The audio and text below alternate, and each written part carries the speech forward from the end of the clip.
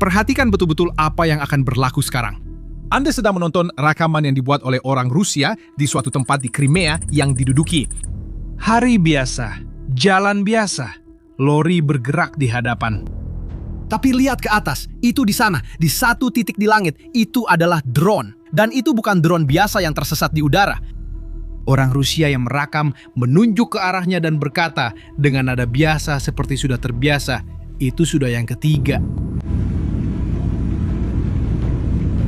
Itu sudah yang ketiga. Ya, yang ketiga hanya di bahagian jalan itu. Itulah reality di Crimea sekarang. Sebuah tempat di mana jalan-jalan menjadi begitu berbahaya sehingga pemandu Rusia enggan melaluinya walau dengan apa jua bayaran. Dan salah satu jalan itu khususnya telah mendapat gelaran di kalangan orang Rusia sendiri. Lebuh Raya Maut. Di jalan inilah Ukraina menemui cara untuk menyerang Crimea tanpa perlu mencerobohnya. Dan apa yang sedang berlaku di sana boleh menentukan nasib seluruh semenanjung itu. Tapi untuk faham kenapa perkara ini sangat serius, kita perlu mulakan dengan satu perubahan senyap dalam fikiran rakyat Ukraina. Satu perubahan pemikiran yang lebih berharga daripada mana-mana senjata baru. Sepanjang hampir seluruh perang ini, kisah drone Ukraina adalah kisah memburu. Sebuah drone mengejar satu kenderaan sahaja. Sebuah drone kamikaze menjunam ke arah sebuah kereta kebal tunggal. Ia murah, ia tepat, ia mematikan. Tetapi ia sentiasa mengenai membunuh satu sasaran pada satu masa. Satu demi satu. Tetapi membunuh sasaran satu demi satu tidak akan memenangi perang menentang negara sebesar Rusia. Dan pada suatu ketika, seseorang dari pihak Ukraina telah mengajukan soalan yang berbeza. Bagaimana jika daripada memburu kenderaan, kita mencekik keseluruhan aliran itu? Bagaimana jika kita tidak menyerang askar-askar itu, tetapi apa yang memastikan askar-askar itu terus hidup? Ide itu mendapat nama rasmi.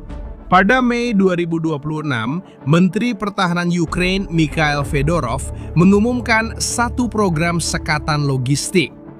Matlamatnya, menurut kata-kata beliau, adalah mudah dan menakutkan.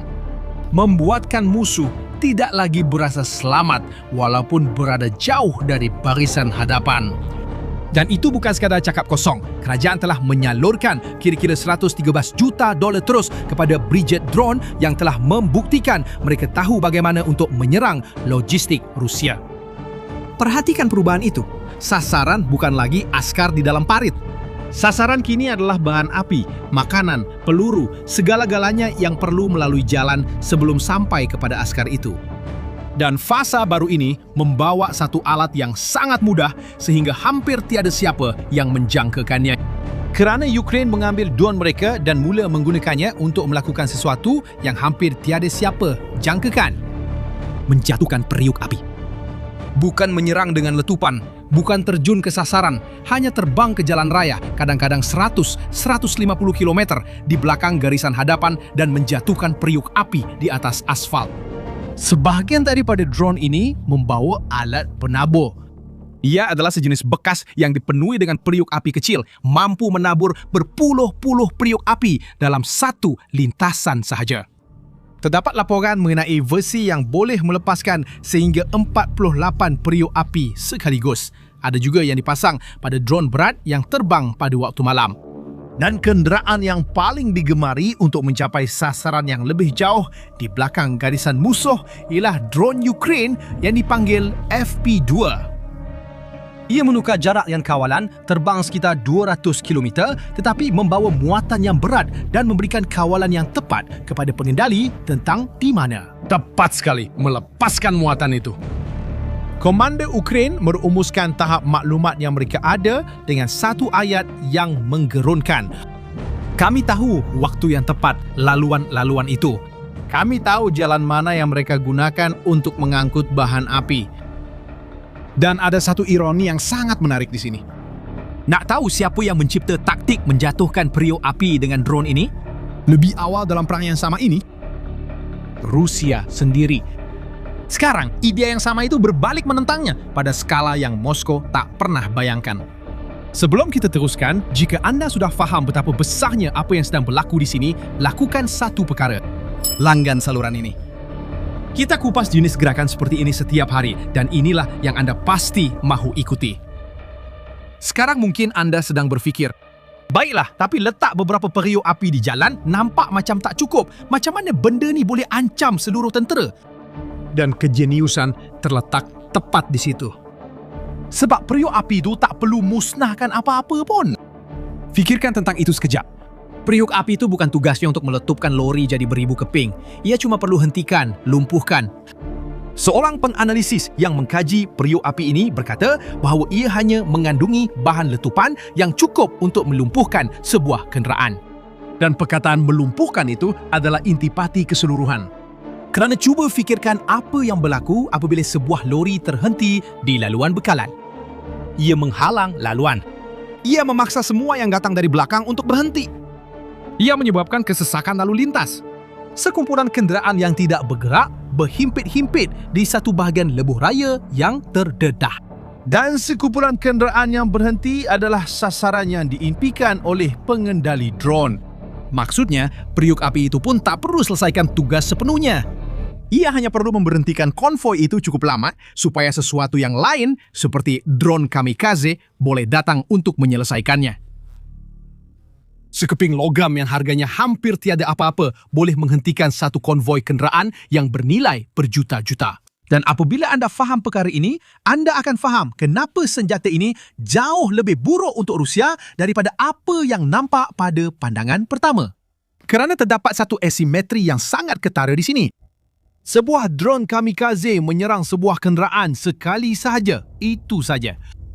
Tetapi segenggam periuk api yang ditabur di atas jalan boleh mengancam setiap kenderaan yang melaluinya. Bukan sekali, tetapi tanpa had. Sehinggalah seseorang sanggup mempertaruhkan nyawa sendiri untuk membersihkan jalan itu. Satu penerbangan drone sahaja boleh menutup seluruh lebuh raya untuk tempoh yang tidak ditentukan. Orang Rusia sendiri sudah faham perkara ini dan mereka panik mengenainya. Seorang blogger tentera Rusia yang agak terkenal telah memberi amaran bahawa periuk api kecil yang ditabur secara berkala di jalan raya boleh menyebabkan pengangkutan lumpuh sepenuhnya. Kerana lalu lintas perlu dihentikan berulang kali untuk pemeriksaan dan penyingkiran periuk api. Seorang lagi blogger Rusia mengadu bahawa logistik telah terganggu hampir sebulan penuh menjejaskan penghantaran bukan sahaja di bahagian belakang malah sehingga ke barisan hadapan. Dan perhatikan satu perkara, ketakutan merebak lebih cepat daripada periuk api itu sendiri. Tidak perlu meletakkan periuk api di semua jalan. Cukup dengan meletakkan periuk api di beberapa jalan dengan kerap supaya setiap perjalanan menjadi pertaruhan dengan maut.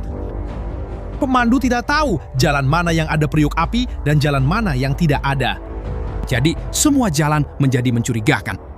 Cuma semua itu tidak bermakna tanpa bukti. Semuanya nampak indah dalam teori, tapi betulkah ia boleh melumpuhkan tentera sebenar? Dan buktinya ada di satu tempat tertentu. Inilah perkara yang paling nyata dalam seluruh cerita ini. Ingat tak tentang lebuh raya maut yang disebut di awal tadi? Itulah gelaran yang diberikan kepada R-280, sebuah jalan yang orang Rusia namakan sebagai laluan Novorossiya atau Rusia Baru. Ia menghubungkan selatan Rusia ke bandar-bandar yang diduduki seperti Mariupol, Melitopol dan di hujung jalan ke Crimea. Bagi Moskow, jalan ini sangat penting kerana ia adalah alternatif utama melalui darat selain jambatan Kerch. Jambatan itu yang Ukraine sudah tunjukkan lebih daripada sekali bahawa mereka tahu cara untuk menyerangnya. Dan anda tahu apa yang berlaku dengan jalan itu? Pada bulan Jun 2026, Komander Pasukan Drone Ukraine, Robert Brovdi, mengumumkan satu angka. Lalu lintas tentera di lebuh raya itu telah menurun sebanyak 71% dalam hanya 2 minggu. 71%. Jalan utama bekalan untuk seluruh selatan hampir kosong. Bukan kerana tentera yang menghalang laluan, tetapi kerana drone dan periuk api yang menjadikan perjalanan itu seperti membunuh diri. Drone seperti yang anda lihat pada permulaan video tadi. Dan kemudian kesannya merebak dari jalan raya ke kehidupan sebenar. Di Crimea, bekalan petrol mula berkurangan. Pihak berkuasa pendudukan telah mengenakan catuan 20 liter setiap kereta dan hanya dengan kupon. Di Sevastopol, pangkalan bersejarah armada Laut Hitam Rusia, barisan panjang terbentuk sehingga mengelilingi blok bangunan.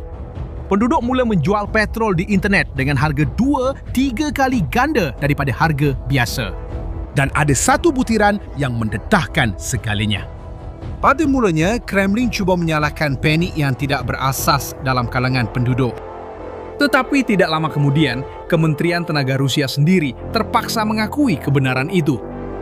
Punjanya adalah serangan drone oleh Ukraina. Bila musuh sendiri yang mengaku tentang besarnya kerusakan itu, jadi Anda tahu bahwa kerusakan itu memang nyata. Dan kemudian datanglah soalan yang jelas. Dan Rusia tidak membalas. Sebuah tentera sebesar itu tak mampu mengatasi periuk api dan beberapa drone. Sebenarnya, Rusia sudah cuba. Dan setiap cubaan menjadi lebih teruk daripada sebelumnya. Cubaan pertama hampir-hampir kelakar. Orang Rusia mula mengecat lori mereka dengan jalur hitam dan putih dalam corak geometri yang pelik. Sesiapa yang tahu sejarah ketenteraan akan kenal serta-merta. Itu adalah penyamaran yang dikenali sebagai dazzle yang digunakan oleh tentera laut pada kapal semasa Perang Dunia Pertama untuk mengelirukan mata sesiapa yang membidik. Cuma ada satu masalah. Itu berkesan terhadap mata manusia yang mengintai melalui periskop. Drone Ukraina moden menggunakan gabungan kamera biasa dan kamera termal. Dan kamera termal melihat haba, bukan cat. Bagi drone yang dilengkapi dengan kamera termal, enjin lori yang panas kelihatan sama saja. Tidak kira bagaimana kenderaan itu dicat. Garis-garis itu hilang begitu saja. Dan apabila juru terbang manusia yang mengawal drone, garis yang menarik perhatian itu hanya membuat lori lebih mudah ditemui, bukan lebih sukar. Rusia telah menghidupkan semula Helah berusia 100 tahun terhadap ancaman yang kebanyakannya tidak melihat seperti mana mata manusia melihat. Dan ia tidak terhenti pada cat sahaja. Ada juga yang menyamar lori bahan api dengan meletakkan batang pokok di atasnya, berharap agar tidak disedari. Percubaan kedua lebih serius dan sebab itu ia menjadi lebih mahal. Rusia menggerakkan sistem pertahanan udara mereka lebih dekat dengan jalan raya untuk melindungi konvoi. Dan itu memang masuk akal. Sekurang-kurangnya secara teori. Tapi dengan melakukan itu, mereka meletakkan peralatan mereka yang paling mahal dan paling berharga. Sistem yang bernilai puluhan juta dolar diletakkan betul-betul dalam bidikan drone yang sepatutnya mereka lawan. Dan itulah yang sedang berlaku. Ukraina telah memusnahkan pertahanan udara ini dengan drone murah, termasuk di wilayah Crimea. Maksudnya, untuk melindungi lori-lori itu, Rusia terpaksa dedahkan apa yang paling berharga bagi mereka. Dan pilihan ketiga, satu-satunya yang mungkin benar-benar berkesan, terhalang oleh faktor geografi. Rusia boleh menutup jalan-jalan itu dengan jaring anti-drone. Terowong kain itu yang sudah pernah kelihatan berhampiran garisan hadapan. Terhadap drone, jaring-jaring itu memang berkesan juga. Tapi, satu hal ialah menutup beberapa ratus meter jalan. Satu lagi yang sangat berbeza ialah cuba menutup beratus-ratus kilometer lebuh raya. Ia adalah tugas yang hampir mustahil, kan? Jadi, kita sampai kepada soalan terakhir. Jika Rusia sendiri dengan segala saiznya tidak dapat menghentikan taktik ini, apa maksudnya untuk masa depan? Ia bermakna sesuatu telah berubah dalam sifat peperangan. Dan ia adalah satu perubahan yang jauh melampaui Crimea. Kerana selama beberapa dekad, logiknya sentiasa sama. Yang menang adalah siapa yang ada bahan letupan paling besar, kereta kebal paling tebal, peluru berpandu paling laju. Ukraina menunjukkan sesuatu yang lain. Bahawa senjata yang menentukan boleh jadi yang paling murah dan paling senyap. Yang musuh pun tak nampak dilepaskan, yang harganya cuma sebahagian kecil daripada truk yang akan dihentikannya. Dan itulah yang membuat semuanya begitu mengganggu bagi Rusia. Bukanlah penghinaan kerana kehilangan sebuah kereta kebal. Ia adalah apabila mendapati bahawa peralatan bernilai berbilion-bilion boleh dihentikan hanya dengan kepingan logam di atas asfalt. Dan tiada pertahanan yang jelas terhadap perkara ini. Semenanjung yang dia bersumpah tidak akan pernah kehilangannya itu bukan sedang diserang oleh sebuah tentera. Ia sedang dicekik perlahan-lahan oleh senjata yang muat di tapak tangan.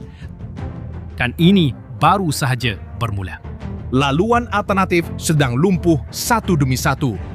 Jambatan yang menghubungkan Crimea ke Tanah Besar telah diserang berulang kali. Setiap minggu, ikatan semakin diperketat. Kita akan terus mengikuti setiap langkah kisah ini. Jadi, jika anda mahu memahami perang ini dengan sebenar-benarnya dan bukan sekadar melalui tajuk utama, langganlah saluran ini supaya anda tidak terlepas apa yang akan datang. Dan ini soalan untuk anda. Jika senjata penentu kini adalah yang paling murah dan senyap, bukannya yang paling berkuasa, apa maksudnya ini untuk tentera-tentera gergasi dunia seperti tentera Rusia sendiri atau bahkan tentera Amerika Syarikat? Adakah kekuatan kasar masih bernilai seperti yang kita sangkakan? Tulis pendapat anda di bawah, saya baca semua komen. Jumpa lagi dalam video seterusnya.